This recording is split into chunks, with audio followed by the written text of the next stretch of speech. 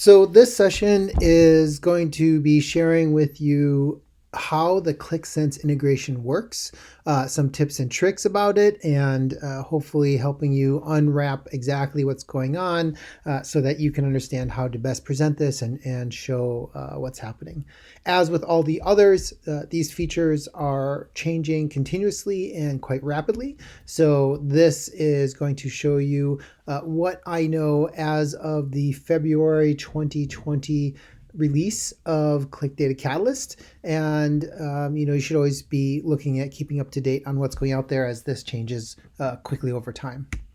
So first, I want to sort of cover what it doesn't do. I know there's questions about there, and this has come up a few times, but it's only for QlikSense Enterprise on Windows only. Right? We have not done an integration into QlikSense deployed on Kubernetes, and we have not done any support for a client who may have multiple QlikSense servers, where you might want to have user A go to QlikSense server 1 and user B go to QlikSense server 2. It is mapped to a single, it's hard-coded, it's not user-derived, it's hard-coded to a single QlikSense server. So that's as of this writing. My next bullet point here about publish to Qlik for managed data, not supported for Q2C metadata on Oracle. If you recall, we can deploy single node on Linux or multi-node on Hive. And sort of a little bit independently of that, our metadata, the Qlik Data Catalyst metadata database, can use Postgres or it can use Oracle. In the case of managed data, if it's multi-node, really Hadoop, then we are writing data into Hadoop in HDFS and exposing it as a Hive table. If we are on single node, we are writing data into Linux and exposing the data as a Postgres external table. So, therefore, we do not support managed data when the metadata store is on Oracle. Just an FYI, we just don't have that set up. It's a really rare case, but you should know. And then the last thing is in our flow, and I'll show you where this comes up. We have a Qlik core integrated so that we can ingest the QVDs and convert them into CSVs if that's something you want to do. If you want to convert your QVDs into a managed data source so that other tools besides the Qlik tools can consume that data, you're going to be bandwidth limited to 5 conversions concurrently as you're going through it. So if you're onboarding a ton of QVDs, this can be a bandwidth limiter. That's of this writing. I know this last one has come up as something that might be looked at, but I don't know the status of that. So that's the provisos, right? So I got that out of the way. What I want to do is talk about the architecture and how this works for publishing to Qlik, and also how this works for cataloging. So generally, we use this slide to describe the Qlik catalog architecture. We show Qlik View, but we show Qlik View in the context of having to catalog the QVDs in Qlik View using a Sense server. So if you've got a Qlik View only client, they have to have at least one Sense license, right? Great opportunity for you to get Sense into that environment. And the way this works is I'll start with publish to Qlik. Publish to Qlik from Data Catalyst will actually push QVDs. It will actually push a connection to, and this is actually worded poorly. This came from our standard deck. It actually pushes to QlikSense a connection, and it opens up either an existing app or creates a new app and modifies in the data load editor the information that QlikSense needs to get that data. And I'll go into more detail on that. To catalog data, it uses a connection to QlikSense APIs to look for data connections. They're file connections that have a QVD catalog tag, and it finds those so that it can actually use that connection to go through and find the QVDs with the appropriate permissions into Qlik Data Catalyst. If you want to convert that QVD into a CSV, we are using Qlik Core, which is installed on our Linux server in a Docker image. So we call it's embedded as part of our install, and it uses Node.js and some other tools. We use that to do the conversion of QVDs to CSVs. So that's how we have the ability to natively read and convert QVDs into an open format. So that's sort of the big picture. If we drill down a little bit and we get to publish to Qlik, let's look at this a little bit closer. So there's a bunch of things you have to set up first, right? You need to make sure your certificates are all copied from your QlikSense server out onto your Catalyst server.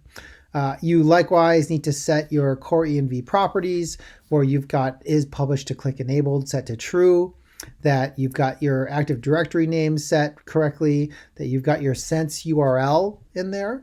And by the way, you want your sense server name and you want it to say sense app and Podium Gen app ID. You do not want to give it one. That's essentially a variable block so that we replace that with the actual app ID. So you don't modify that. We just need the core part to be to be changed, sorry. And then of course we need to have the QlikSense Java web token, right? So we can set up that authorization piece. The exact details on this whole configuration, by the way, is best found by looking at the Qlik Data Catalyst QlikSense integration guide. So if you're at the Data Catalyst documentation site, which is documentationcorp.podiumdata.com, pick the latest release and choose the QlikSense integration and setup and QVD import. And this is going to be the guide to help you run through that setup. I'm not going to go through this in detail. It's been done elsewhere and it changes and gets better over time. But what I want to do is make sure you understand the concepts that are in there. So those are two of the things that you need to have set up already. Now, how does QlikSense actually read data that Qlik Data Catalyst says, go ahead, publish to Qlik? And in case you haven't seen this, if you're in the product and you are looking at some data, here, I'll clear out this. You're looking at some data and you say, oh, I want to take this and I'm going to put it into my cart. First of all, I picked something that was managed, by the way. I'm going to put it into my cart and I can publish this to QlikSense or to QlikSense Advanced. So what exactly is going on there? So what's happening there is with managed data, QlikSense or Qlik Data Catalyst has done the onboarding and landing that data. Let's take the single node, which is the most common, landing that data into the Linux file system after we validated and profiled and done all the good things we do, and made it queryable via Postgres external table. So you need to have configured already in QlikSense a Postgres connector to that Postgres, it's usually called Podium Dist database or schema. You need to have that already defined as a data connector in QlikSense.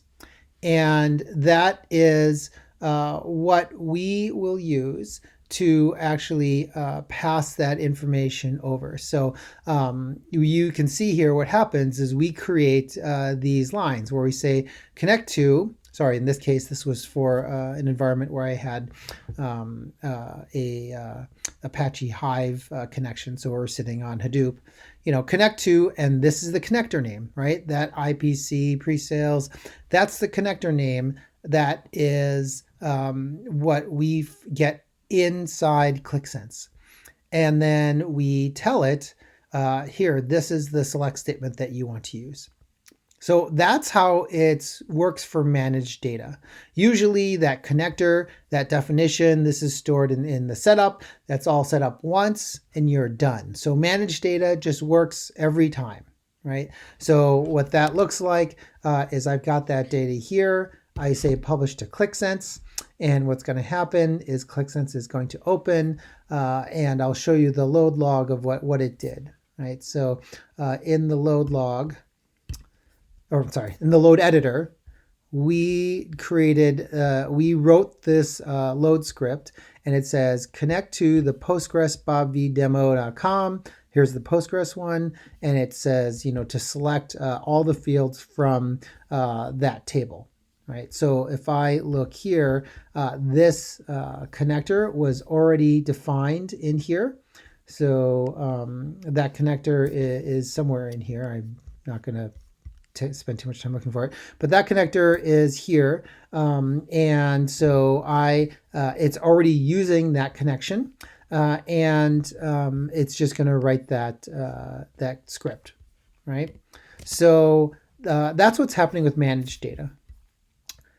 Now, what happens if the data is registered? Let's say the client has their data in Snowflake. They want it cataloged, but they don't want us to make a copy. So what do? We use our handy dandy registered capability. So we're going to run it through like we're into the catalog as though we were going to ingest it. So we have all the statistical profile and the KPIs and all those great things, but we're not making a copy of that data.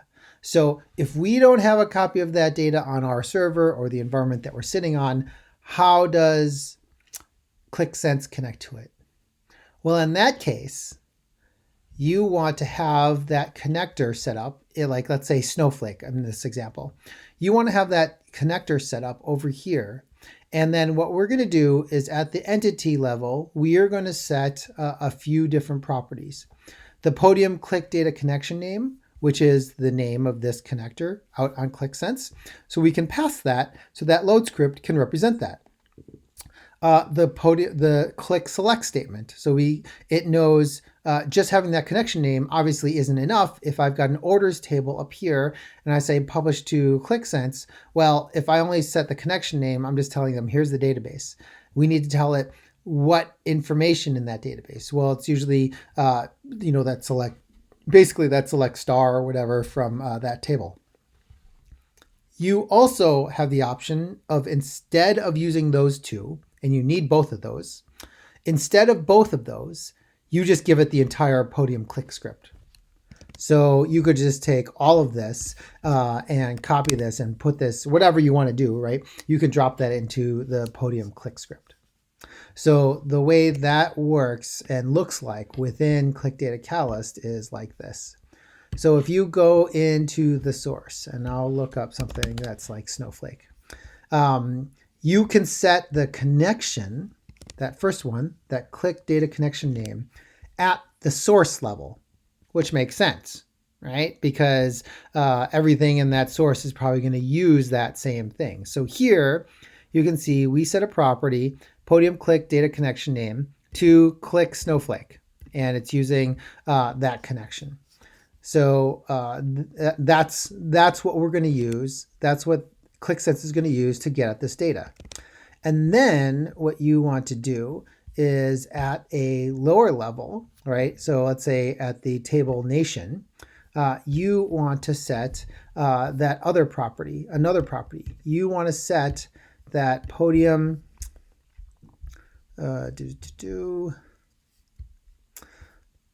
Podium Qlik. Oh, it's already set here. It must already be set. Sorry. You want to set that Podium Qlik select statement. So right there. And you see here, this is going to have this defined as that select statement. So that's really the publish to Qlik that you need to be aware of, right? That there is that setup piece, right? That you need to think about whether the data is managed or registered, and that there is additional properties that you want to set up for registered data so that you can publish registered data over to Qlik, because that way it's going to point at the actual source of that data that's where it's living, because it's not living in Qlik Data Catalyst. Some other things you might want to look at are in Qlik Data Catalyst there's two more things that as of this writing are available, or a few things. One is you'll see this little logs button here next to publish to Qlik Sense.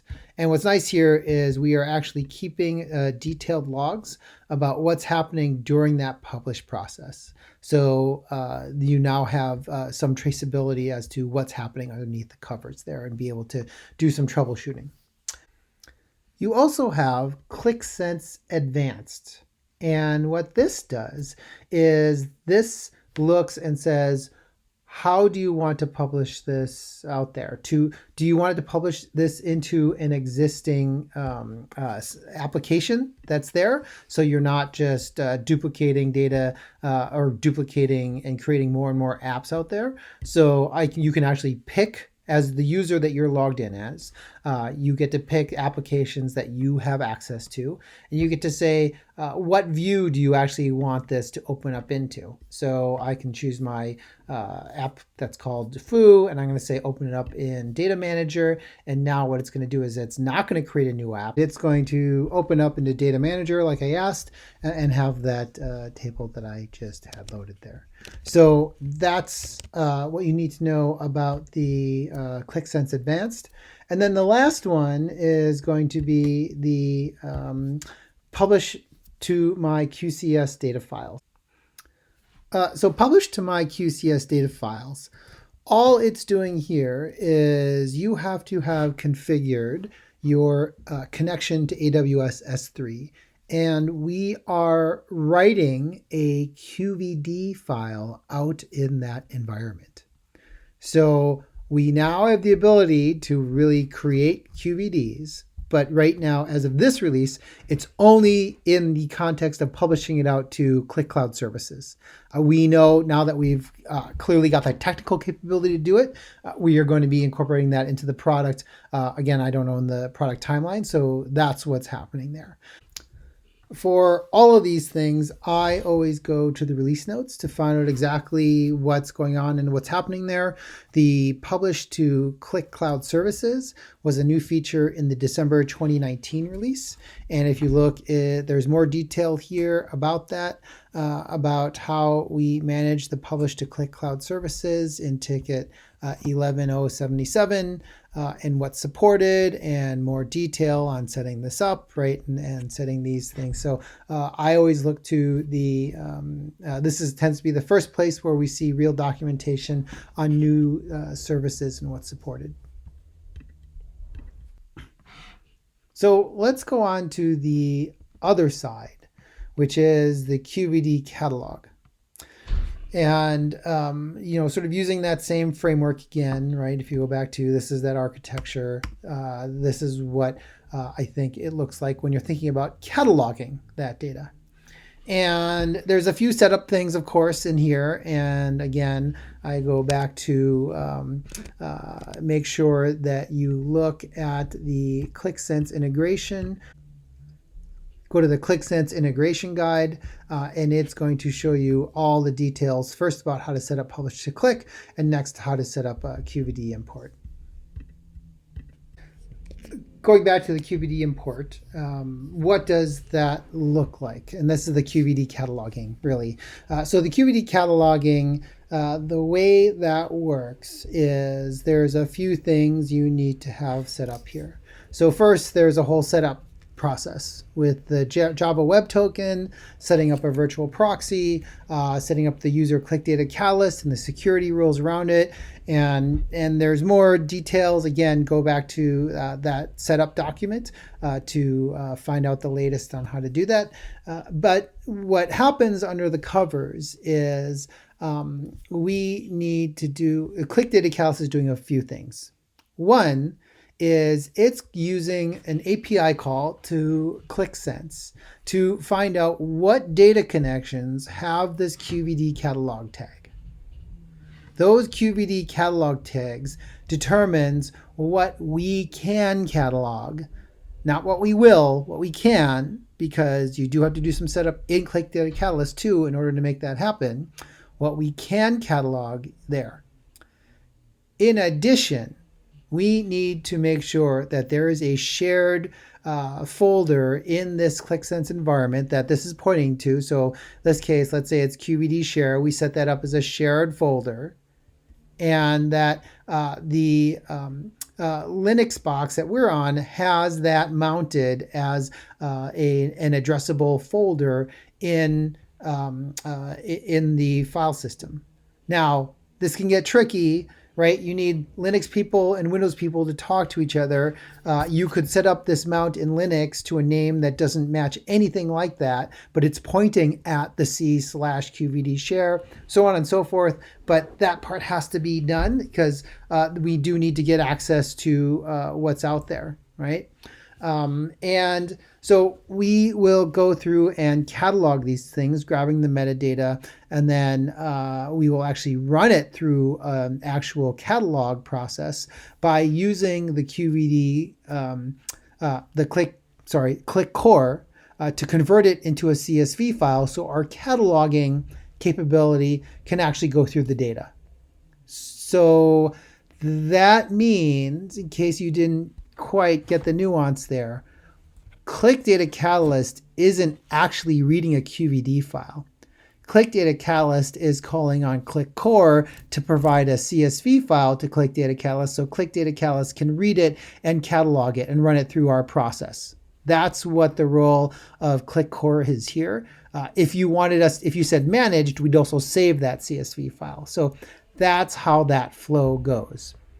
So if you go into the product, what this looks like is, let me just get this set up here. So actually, I'll go back to here. So in the product, there are a few things set up.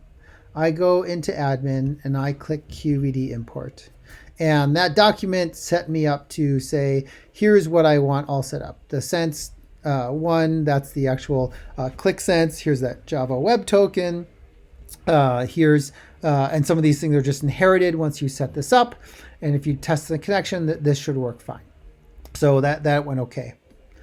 When I say show QVD paths, it's going to show me a few things here. And these are things that if I go to my QMC and I go to data connections, let's see what we had here. One is Bob M QVD import. Let's look for that because that's going to be up here. So we should see some things up here that are mkeef and other things. So these are going to be out there with a tag of the QVD catalog. Well, I see actually a bunch of things out here that don't look like they're showing up here. So I'm going to say sync paths. And what you're going to see is, right, I was looking for that Bob M QVD import. Well, it's actually been removed, right? So that connection is no longer there. And so if I click accept, we're going to remove that from things that we've cataloged and anything that was associated with it. We also see yellow, which means, boy, things have actually changed in the Drew's QVD's data connection. So there might have been some QVDs added, some QVDs removed in that path. And there could have also have been specific QVDs that have in themselves changed. So the last, I'll go through the last part here, which is I'm going to actually add one. I'm going to add the Peter test. And so what I'm going to say is I want to accept, but it's not going to let me. Why? Because I haven't finished configuring it. So it's going to show me this is the path in Windows. It's not smart enough to automatically translate that to what the Linux path is mapped to. So I have to tell it. I could have just typed it in. I can actually just go through my connection and find that thing in here. Note that you could actually line these up incorrectly, and it's going to be all sorts of screwy and wonky. So just like any new source that you make, you do need to give it a name. And we're going to set the default entity level and the format. So now I can say accept. So that now that I've accepted that, when I go back up to the top of QVD import and I say schedule, I'll do it one time. Note you can now set a recurring schedule. You can also set different levels of loads, right? This is also well documented in that same December release about QVD full catalog load, including reload and resync. That's all something that you can look up in more detail here. So that is what my choices are here, and running load data and so on, right? So look at that documentation for that. So when I do finish, it's going to go ahead and schedule this, and I'm going to be able to see, let's see which the start time and end time. Let's look at the latest one. I'm going to be able to see exactly what happened, right? How many new, how many changed, what's been going on, and what it's trying to do as it goes through it. So that's the process for going ahead and setting up and connecting that concept of in the QMC, there's data connections. These data connections point to a specific path, and so there's my subfolder. We will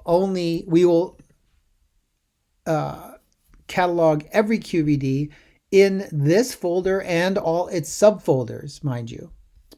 And I need to give it a tag, right? And I need to give it that QVD catalog tag. If that tag hasn't been set up in your tag manager yet, that's got to be there because we're looking for that explicitly. Once that's applied, then it's going to be findable when I do show QVD paths. It's going to show me that it's what's out there, right? So that's how the workflow goes for mapping and cataloging things into the catalog. I don't have the February release of Qlik, but now in the under add data, you're going to have the QVD catalog as an option, and it's going to pull up the same tiles for anything that's a QVD. It's QVDs only, mind you. So only the QVDs will show up here in the catalog as part of it. But it's your users won't have to leave the Qlik Sense environment to come to Qlik Data Catalyst for the catalog. They can do it from within the Qlik Sense application itself.